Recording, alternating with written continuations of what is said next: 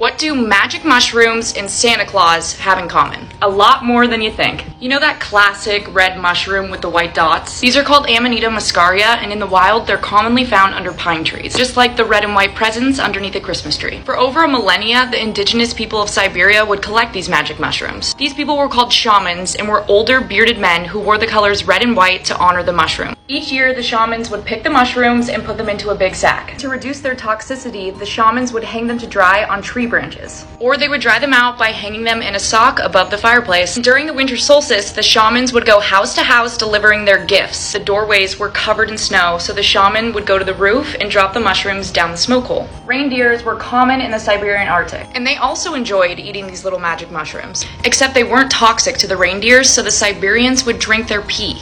The Siberians who ingested these mushrooms may have hallucinated that the reindeer were actually flying. We can't forget about Rudolph, who led the rest of the reindeers with his red nose. This represents the mushroom Amanita muscaria leading the psychedelic journey. And all those little elves were the spirits the shaman encountered during his mushroom trip. Pretty big coincidence. Merry Christmas!